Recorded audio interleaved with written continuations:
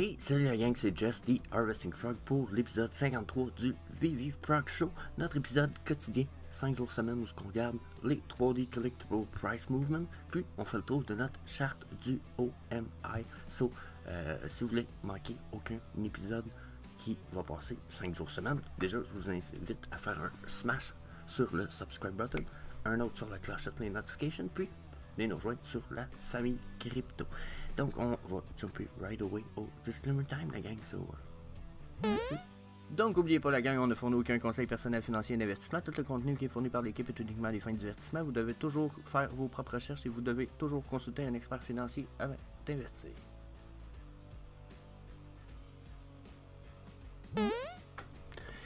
Donc la gang, pour ce qui est de nos collectible price, ben, déjà là, regardez, hier on avait quoi, 640 dans le market cap de nos 3D collectibles, 630 à matin, donc là on a perdu 10 millions en market cap ici, pas très bon signe déjà là.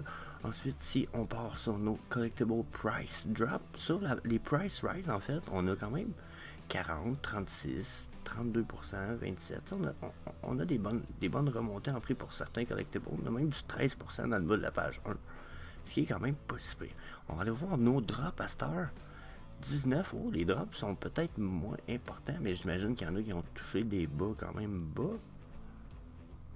Oh, on n'a pas de all-time low dans la page ici. Donc, on a eu comme une perte de prix générale, d'après ce que je peux voir, mais peut-être pas des pièces qui étaient déjà...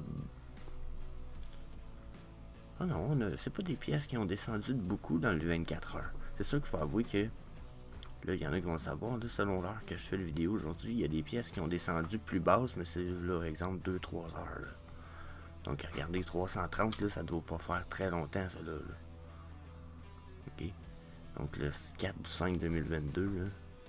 Ah ouais, ça fait quand même un petit bout de celui-là. OK. Donc, si je regarde tout ça, okay, mais il n'y a pas des price fall de fou. Oh ouais. J'étais un peu surpris, je m'attendais à avoir...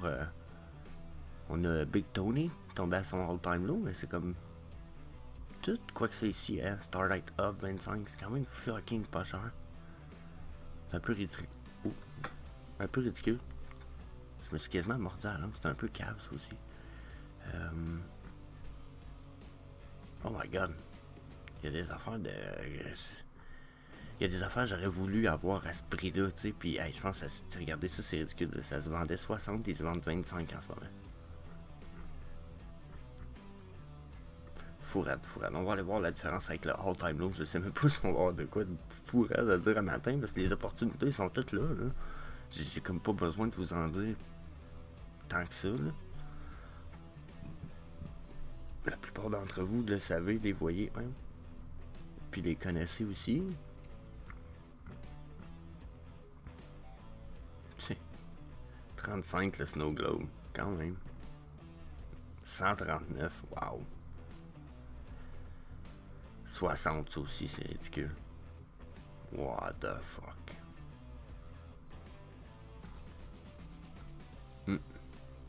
Je sais pas quoi vous dire la gang, tous les prix tombent tellement bas que ça en est pas inquiétant là, parce que je suis pas inquiétant, mais oh my god, je sais plus quoi acheter.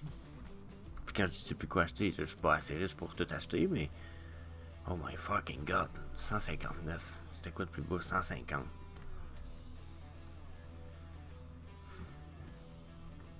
Il y a des pièces là, oh my god, c'est crazy comment ça a pas d'allure. Donc Deadpool, la moto encore, la habite c'était tellement pas cher, ça fait pas de sens. Il y a tellement comme... J'ai l'impression qu'il y a tellement pas de choses que je peux dire de nouvelles dans les derniers jours, surtout que les prix continuent à chuter, là. Fait que finalement, toutes les opportunités que j'ai données les anciens jours, si vous les avez achetées, probablement qu'ils avaient sûrement perdu un peu notre prix, mais ça reste les mêmes opportunités. Fait que là, je me suis dit, on va aller voir qu'est-ce qui est par rapport au floor price, c'est quoi nos collectibles les moins chers, puis étrangement, je tombe vraiment sur les collectibles qui valent le plus pour le Master Collector Program. Title Hicks Runner. Je pense que c'est les sets les plus payants. Les Eternal. C'est un crissement bon set, très payant. J'ai 3 des Eternals, 4 des Eternals dans mes 2 premières rangées de la page 1. Même chose pour mes Title X. J'ai Electra, me semble elle aussi. Donc on va aller voir ça ensemble. Alors, me semble que checker bien ça. Pow! Où c'est qu'elle est Electra? Elle doit pas être très loin, c'est ça qui est le pire. Ça sera même pas Electra, ça va être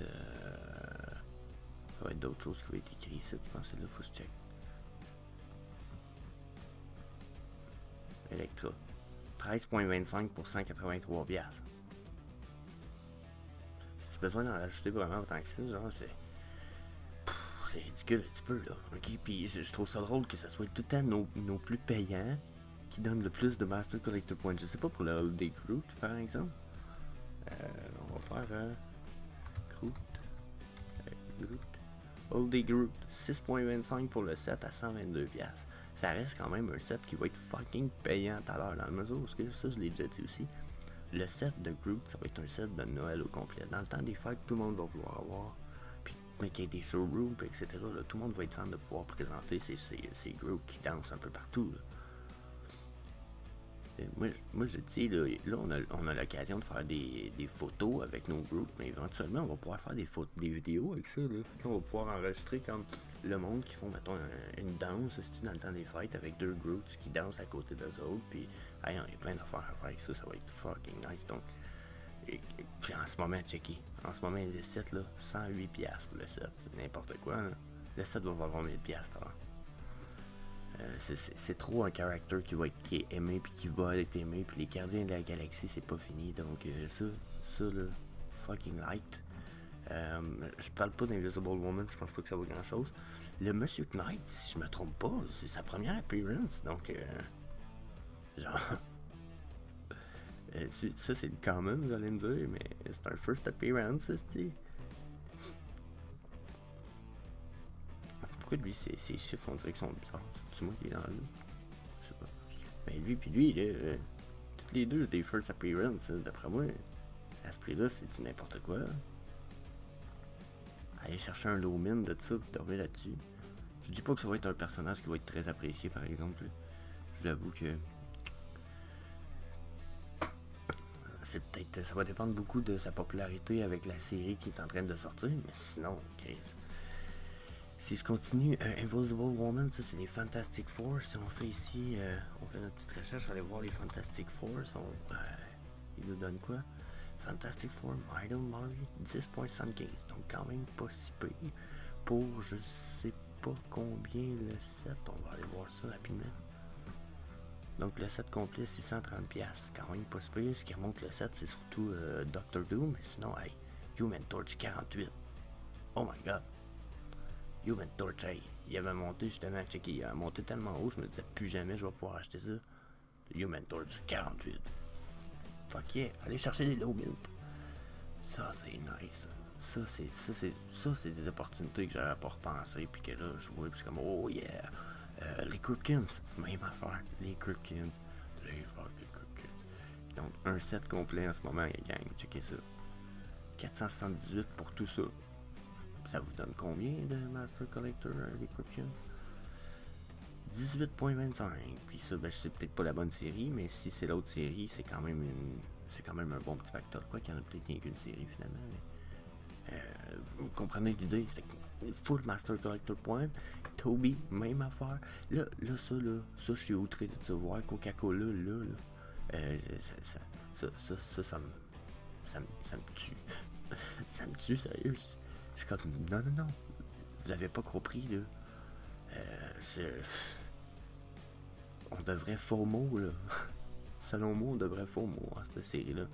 Cette série-là a l'air de promettre beaucoup d'utilité dans le futur. Je sais pas pourquoi, mais j'ai un feeling qu'il va avoir de quoi de linked with this.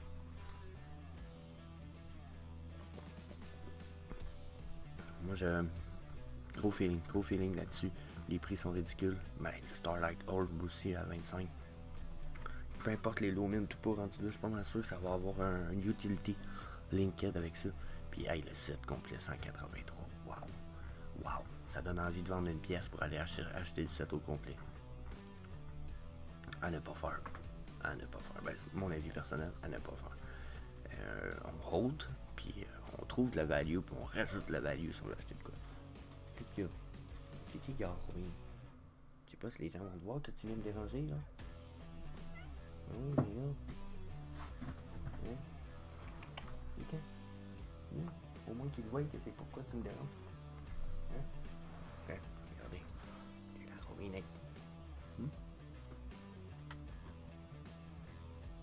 Tu veux des câlins?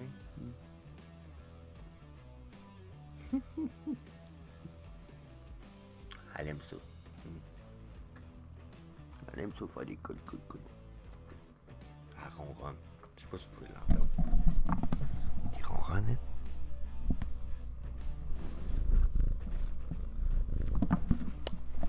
Ok, faut que tu me laisses miner. Donc les Myrmicornos, les Myrmicornos, c'est une autre histoire, ça. J'ai-tu besoin de le dire? Master Collector Program? Encore. J'en reviens avec ça tout le temps. Mais c'est prévu. C'est pas comme si c'était une surprise puis que j'inventais quelque chose, là. Ok, ça va nous donner des avantages notables pour les drops. Pour nos collectibles. Puis le set. Le set coûte cher un petit peu. Mais regardez les opportunités. 43 Ghost Spider. Oh my god. En plus, si ça devient un jeu, des personnages pour un jeu, ça va être encore plus fou. J'ai fait une vidéo là-dessus. Pour ceux qui l'ont pas vu, ça fait longtemps que je n'ai pas parlé, mais j'en ai une petite carte, juste là, en haut. Tout ça pour aller voir, comme je vous disais, la petite carte de la vidéo. Ça va vous permettre de voir le fait que Pixion Game est peut-être en train de nous faire un jeu avec tous les personnages des Mighty Marvel. Donc, tous les Spider-Man vont devenir quand même pas mal plus chers qu'ils sont là, si vous voulez mon feeling. Puis, surtout Ghost Spider. Badass character. So, that's it. Toby, c'est le Master Collector King. Hein? Il y en a qui ne savent pas. Checkez ça. Toby, pour 199, vous avez 116 Master Collector Points par jour. 199, vous n'aurez pas moins cher que ça. Puis là, c'est ce qui est écrit là, mais checkez bien. Des fois, c'est moins cher quand on vient directement ici. Oh, c'est un petit peu plus cher cette fois. Quand même. Mais on dit Chris qui est laid. C'est vrai qu'il est laid, mais au nombre de points qu'il donne, tout à l'heure, je vous l'ai dit, si un Master Collector Point vaut 50 ou 100$, puis là, il y en a qui ont peut-être la misère à comprendre ça, le set vaut quand même 1600$ ou 800$, ce qui est quand même loin du prix actuel. Ok? Donc, là, il y en a qui vont dire, qu'est-ce que tu veux dire par là? Ce que je veux dire par là, c'est que si un set donne, exemple, comme ici, maintenant on va en trouver un qui donne 10 points, là. Ouais, plus, on va arrondir ça ici, là. Lui, mettons qu'il nous donne 10 points. Ben, pour chaque Master Collector Point, le set va valoir minimum, exemple, 50$.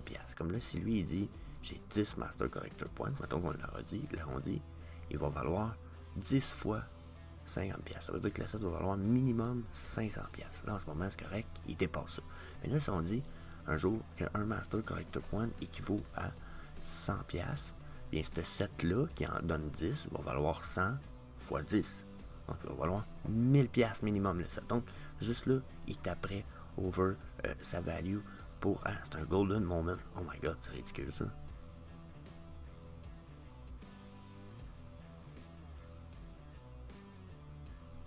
Je sais que c'est des duos, la gang, mais quand même, ridicule ça. Même chose que le Pixar Pearl. Wow. Vous voyez, ça, c'est des affaires qu'on réfléchit pas des fois, mais regardez, là. Pixar, là, ça reste leur première fucking série, hein. J'arrête pas de faire des thumbnails un peu crazy où ce que j'écris tout le temps que c'est le temps pour être riche, puis les opportunités sont là, puis tout ça, mais... Calice. Je suis sérieux, hein. S'il y a des gens qui ont... Aussitôt que vous avez un peu d'argent, là, puis que vous savez pas quoi faire avec, là, genre, avec 10 000$ de nos jours, là, avec les opportunités qui se présentent là, genre, il y a moyen de devenir riche en dedans de 5 ans, là. Genre, tu pars en rafle, puis tu ramasses toutes les affaires comme ça pour le Master Collector Point. Puis à un moment donné, tout ça, ça va péter de prix, là. Tu rafles la moitié de tout ce que tu as acheté. Tu le revends. Not financial advice, mais oh my god, j'ai l'impression de... L'impression qu'il faut que je vende un de mes reins. Il y a des opportunités de fou. 200$, si je vous l'ai dit, Toby, là. Hey, t'achètes, c'est 5-7 par 1000$. Fait que t'en achètes 10 fois 5, ça fait 57. J'achèterais 57 de Toby. Let's go. Je sais même pas s'il y en a 50. 57 de Toby, puis après, je les revends toutes 1000$. Fait que je fais 800$ du set. 800 fois 50. Ok, je serais pas riche avec ça, là. Fait rien que 40 000$, c'est sûr. Fait rien que 40 000$, je serais pas riche avec ça. Faut que je les vende pas mal plus cher que ça. Moi, ils vendent le double, ça va me faire 80 000$. Mais, tabarnak. Wow. Wow, les opportunités sont là. Sont là. Donc, ensuite, on continue. On va continuer avec le all-time là. Checker, c'est ridicule, j'arrête pas de vous dire. Coca-Cola, pas d'affaire, là. Pantoute. Ça, là, c'est... Ça pis Group, n'ont pas d'affaire, là. C'est inacceptable, c'est trop bas. Board Cube aussi me surprend d'être là, je trouve ça ridicule. Ça, j'avoue que je trouve ça ridicule, ça devrait pas ça non plus. Tout ce qui est Star Trek, dans le futur, on va en revoir, pas fini Star Trek. Il y a un bout de temps, je pensais que Ghostbusters serait même plus populaire que Star Trek, puis quand j'ai fini de refaire mes recherches, Star Trek était loin de gagner la gang, loin de gagner. Oh my god. Ghostbusters était loin de gagner dans la course, Star Trek était pas mal plus populaire. Les Labbits, les fucking Labbits. Peu importe les Labbits, le Lotus Dragon. Oh. Ah, j'avoue que le Lotus au fleur, j'allais m'en chercher un, j'en ai pas. Moi, je suis un amateur de Scott Towson. Il y en a qui le savent. Encore une fois, je préfère une petite carte pour ceux qui connaissent pas vraiment Scott Towson. Il fait pas juste ça comme art. Il y en a d'autres, puis des crazy good looking. Comme je disais, je vais faire une petite carte juste là. Allez voir la vidéo que j'ai faite sur Scott, ça vaut la peine. J'ai réussi à avoir un Jade Dragon, quand même pas cher. Je me rappelle pas combien, mais quand même pas cher. Là, il me faudrait au moins ces deux autres-là. Oh, j'aimerais ça. Et j'avoue que j'aimerais ça pouvoir avoir un showroom où j'aurais probablement les trois Dragons side by side ou de quoi de même. Il look good. Il look good as fuck. Donc, ouais, allez voir mon vidéo sur Scott, vous allez voir, il fait pas rien que ça comme stuff. Mais qu'il nous sorte d'autres stuff, ça va être crazy good looking. J'attends ça avec une impatience de fou. C'est quasiment les pièces que j'attends le plus sur Vivi. Ensuite, Overboard 35, ridicule. Je sais qu'il va sûrement redescendre. Là. Regardez, All Time Low, il y a des chances qu'il redescende un peu, mais ridicule. Bon prix, belle opportunité. Lipili Fantasy, j'achèterais jamais ça, mais c'est ça. That's it, la gang. On va aller voir la charte du Omi, parce que rendu là, je pense que je peux pas en raconter trop. Les opportunités sont dans votre face. Tous les outils sont là, je vous les présente à longueur de journée, 5 jours semaine. À cette heure, c'est la chose qui vous reste. Si vous voulez des conseils, n'hésitez pas à poser des questions dans les commentaires. Ça va me faire plaisir d'y répondre puis vous donner mon avis. Il y en a déjà pas mal en fait qui font ça. Donc continuez, la gang. Continuez, c'est là pour ça. So, let's go pour notre chart. Hey, on va prendre un petit 2-3 minutes pour faire un petit shout-out à tous ceux qui commentent déjà. Je viens de dire, n'hésitez pas à commenter, mais regardez, il y en a pas mal. Déjà, on a Martin qui disait bonne vidéo encore. Merci, Martin. Merci à toi, dans le fond. Je suis super content. C'était pour le Vivi Frog Show en plus, épisode 53, comprenez-vous. Je suis bien content. Ça va bien, Vivi Frog Show. On continue ça. On n'arrête pas ça. Un épisode comme aujourd'hui, des fois, j'ai l'impression que j'ai rien à dire, mais en même temps, je vois pas pourquoi j'arrêterais. Même en regardant ce qui se passait, j'ai trouvé du stock que j'étais comme oh my god, j'avais pas pensé. Human Torch, super belle opportunité, donc merci Martin. Ça me permet de vraiment feeler safe. J'ai Adriel qui lâche pas, toujours sympathique. Il me dit même ton safe part, l'as pas reçu. Non, as-tu? Puis ça, c'est mon problème avec. Mais je sais pas pourquoi ça m'arrive tout le temps. Là, je vais pas aller voir ce que Pyramidion m'a dit il y a 2 jours, puis Joe Canada, parce que je pense que j'ai déjà fait le tour, mais on a Motecopno. J'espère que je scrape pas ça parce que c'est clairement pas des lettres normales. Il dit j'ai SafePort depuis sa précommande, rien à dire à part qu'elle est pris au top. Dommage que les gens comme toi habitent loin de moi. J'aimerais bien discuter en live de Vivi et partager. Si un jour tu visites Monaco, fuck, pas vrai? Texte-moi qu'on se rencontre. T'habites à Monaco, fuck man, j'ai du monde de loin qui habite. Je savais qu'en Europe pis tout, mais en même temps Monaco, ça sonne comme. Ouh, ça sonne comme une super grosse ville ou super loin pour moi, je trouve ça cool. So, ben, Chris, chef, c'est sûr que si un jour je visite Monaco, je vais t'écrire, man. C'est sûr qu'il faudrait peut-être s'ajouter Facebook. Je vais même peut-être écrire. En tout cas, c'est ça. Un message, man. Mais gros merci. Moi, c'est ça que j'aime, c'est notre communauté. Ça commence à être le fun. Il y a du monde en salle qui commente. Puis tout le temps des nouvelles personnes. Donc arrêtez pas, la gang. Peace. On va aller voir notre charte pauvre ce coup-ci. Donc, la gang, pour ce qui est de notre part aujourd'hui sur les chartes, là, c'est vraiment la suite d'hier. Genre, je pense que c'est vraiment important, je le précise, là, c'est que hier, j'ai donné des précisions quand même importantes que je vais probablement pas répéter aujourd'hui, mais à laquelle je vais faire peut-être des liens, mais ça serait important peut-être pour ceux qui veulent vraiment une charte complète. Si vous n'avez pas vu celle d'hier, allez voir la vidéo hier. Il y a des chapitres dans chacune de mes vidéos, ce qui permet de jumper tout de suite à l'important du stuff, là, perdez pas votre temps. C'est le pourquoi il y a des petits chapitres. Donc, pour faire clair, regardez, ça se trouve avec les lignes de support puis de résistance qu'on avait semi-établi hier, ok? Donc, hier, en fait, on avait établi ce point initial-là, puis celui-là. Là, ce matin, je l'ai changé pour celui-là, juste parce que je trouve qu'il donnait vraiment deux tops ici, puis une médiane très importante ici. Il y en a qui vont savoir, j'adore les médianes parce que pour moi, elles représentent une zone importante qu'on peut souvent être capable de venir répéter, qu'on va voir souvent avoir des corrélations dans des situations un peu comme dans des zones comme celle-ci, exemple. Vous voyez où est-ce que là, on va se créer des zones comme ça. Là, c'est sûr que ce matin, c'est pas l'intention. Au contraire, c'était de voir vraiment les tops puis les bottoms, comme je vous disais. On a un support ici, puis une résistance en haut. Puis quand on vient voir nos chandelles, on craint tout ça.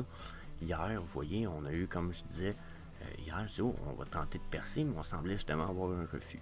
Là, on a eu un refus, puis une espèce de reversed cross. Là, en ce moment, il nous montre probablement une percée, mais ça semble avoir de la misère. Je sais pas si vous comprenez, on n'a pas de volume pour ce qui est de la montée, puis on reste dans le rectangle qui est ici, qui se trouve être notre espèce de dernière zone de résistance avant de tomber. Là. Comme je disais hier, comme je disais tantôt, j'en ai parlé beaucoup hier. Là, je ne vais pas faire le tour de toutes les zones de résistance ensemble le matin. Là, okay? Parce que ça serait laborieux un peu trop, si vous voulez mon avis. Allez voir le vidéo d'hier. Les deux ensemble, ça va être très complet. Donc, comme je disais hier, juste après moi, on est sur notre dernière zone de résistance. Si on rebondit là, good. Si on rebondit pas puis qu'on chute, on peut chuter solide parce qu'il ne nous restera plus grand chose en dessous de cette zone-là. Comme je vous disais, qui se trouve être notre rectangle vert qu'il y a ici. Okay? Ensuite, si je viens revoir ce qu'on avait appliqué ici aussi, qui se trouve être mon speed fan, vous voyez que quand je viens l'appliquer, je vois quand même qu'il y a... moi, j'expliquerai ça rapidement. On va effacer les trend lines. Donc, on va peut-être même enlever le rectangle. Comme vous pouvez voir, j'avais dit qu'est-ce qui se passe généralement quand on va faire dans un fib channel. Soit on va aller toucher le 0, puis on va aller retoucher toutes nos zones une après l'autre. Comme ici, on est parti de 0. Quand on est venu taper ici, on est retourné dans le 0.25, 0.32, 0.5 dans la zone de Fibonacci. On est resté là un bon moment dans notre couloir 0.5. Là, on a traversé 0.5. Est-ce qu'on risque de se rendre au 0.618? C'est probablement ce qui risque d'arriver. Mais là, on a deux choix. Comme dans si on avait un Fibonacci channel régulier, finalement. Il y a des fois où on va descendre juste, on va monter juste au 0.50, 0.55, puis on va redescendre. Il y a des fois où on va aller jusqu'au 6.18. Donc ça va être la même chose ici. Donc on a monté jusqu'au 0.55. Est-ce qu'on va retomber ou on va se rendre jusqu'au 6.18? C'est ce qui est à voir. Si on applique les 3 EMA, qui se trouve être mon EMA 55, 89 et 253, qui sont les chiffres de Fibonacci, okay, on voit qu'ils sont quand même très loin de mes chandelles, puis qu'on a fait un dead cross. Personnellement, ce que ça me dit, c'est que c'est possible qu'on aille flasher puis qu'on aille le rechercher, mais généralement, on le refuse au moins une fois avant de... on va le tester, en fait. Donc, on risque de monter, puis d'aller le chercher, puis de le refuser avant de rechuter pour refaire une remontée, puis le percer si on le perce.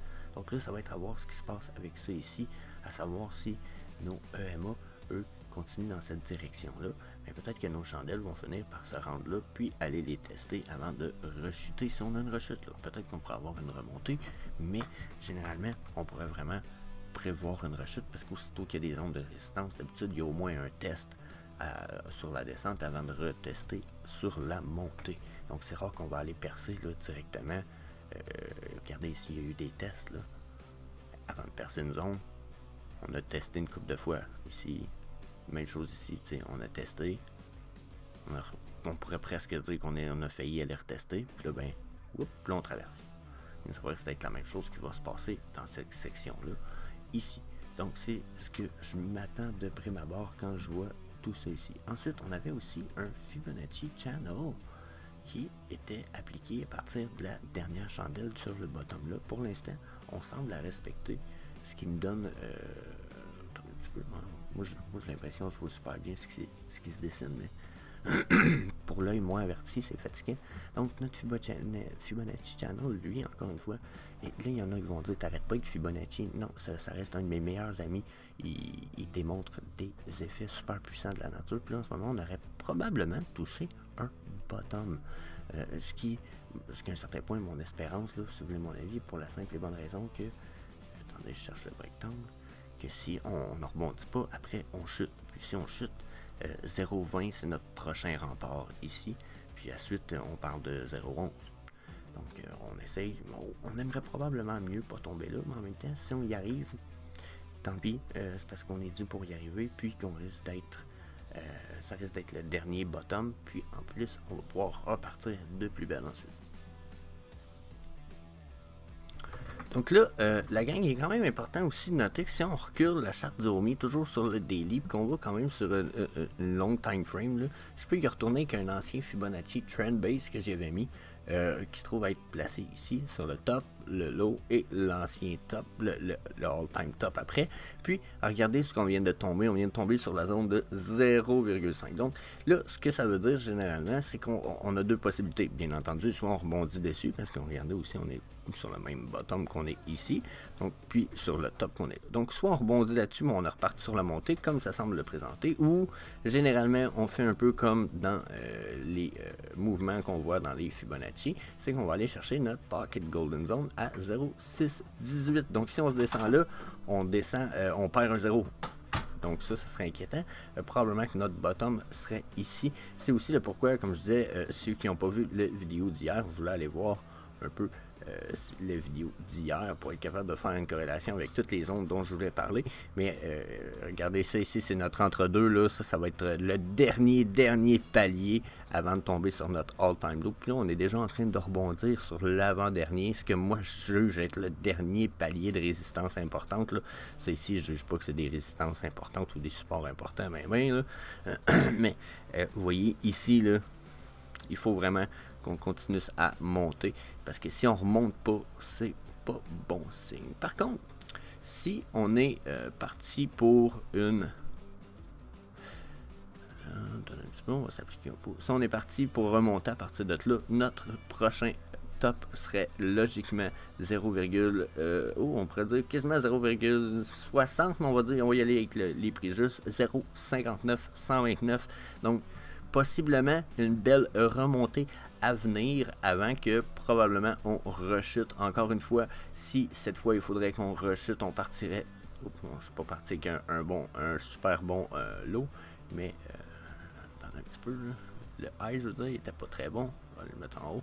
Donc encore une fois, si à partir de là, une fois qu'on descend là, qu'on remonte à 0,5, la prochaine descente possible et probable pourrait être 0,29. Donc encore une fois, vous voyez le Omi, il y a des chances de continuer un peu sur la descente ou la montée. Il va avoir besoin de bons catalystes pour que son prix craque plus haut, parce que pour l'instant, sinon, si on se fie juste au mouvement de Fibonacci, puis qu'on y reste tout le temps dans les zones Golden Pocket, 0,5, on est parti pour monter tranquillement, mais en faisant toujours des higher low. Vous voyez, si on arriverait à 0,29, on serait toujours plus haut que ce qu'on est là. Donc si on continue comme ça veut dire qu'on pourrait faire probablement des... on continue un peu sur la ligne qu'on a ici finalement. Je sais pas si... Donc on pourrait continuer un peu sur cette tendance-là. Vous voyez ici, mon 0,5. Donc on pourrait remonter, redescendre. Probablement qu'on suivrait de quoi dans ce genre-là, question de tendance. Moi je pense qu'on pourrait flasher en dessous ici, là. Mais quand même, à voir. Sinon, la gang, j'ai vraiment l'impression que c'est parti pour la descente présentement.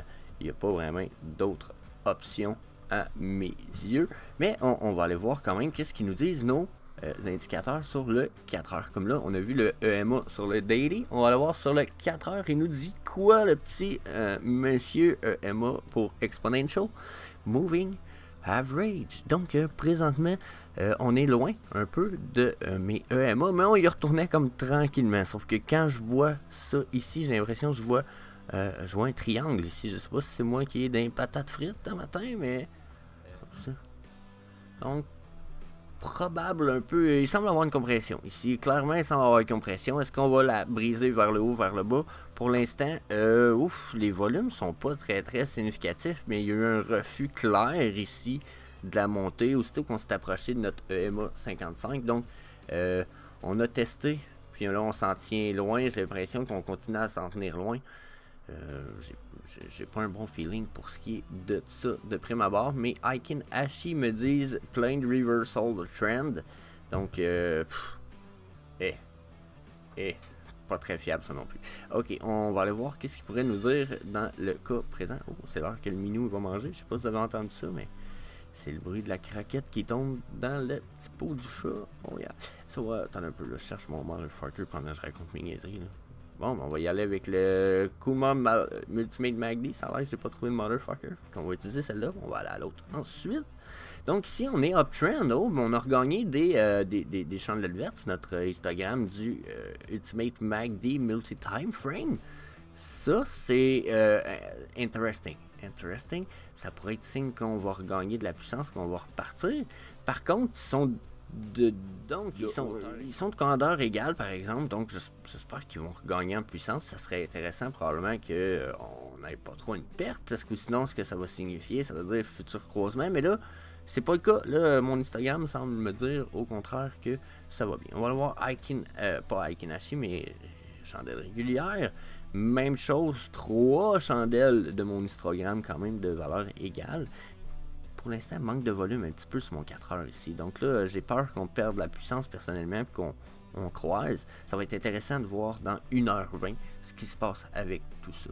Donc, on va aller voir ce que dirait mon de mes meilleurs amis, le Motherfucker Indicator.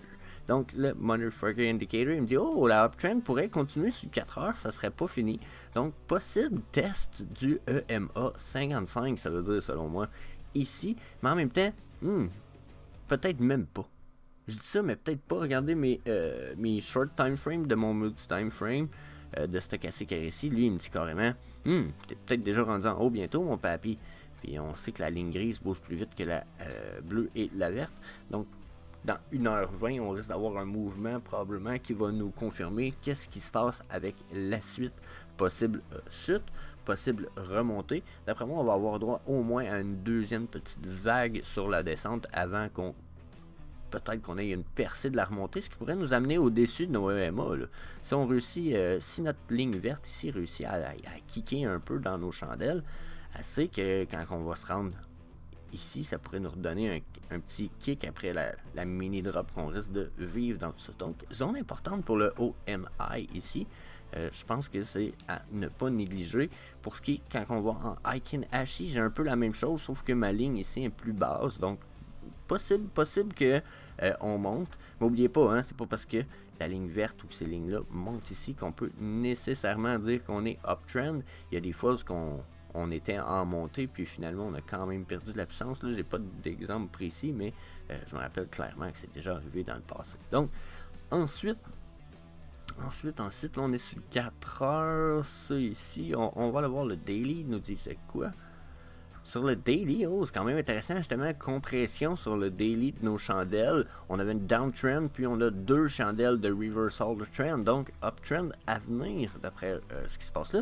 Mais d'après ce qui se passe ici, downtrend, donc on aurait rebondi un peu. Non, on aurait rebondi.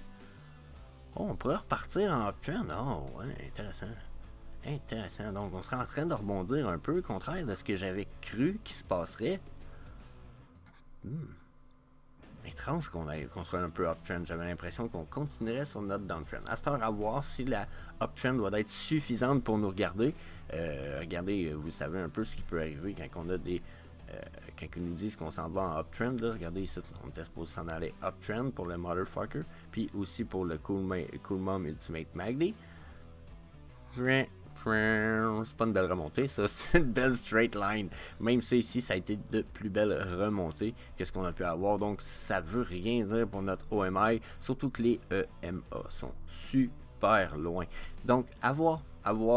C'est le reste de la journée qui va nous le dire. J'ai hâte de voir, en fait, demain, ce qu'on va avoir comme résultat dans tout ça. Personnellement, après moi, c'est demain qu'on va avoir notre confirmation de breakout ou de break-up ou breakdown. So, that's it. Ça fait le tour, la gang. La charte tue au mieux pour aujourd'hui. So, à demain pour un prochain VV Frog Show. Peace.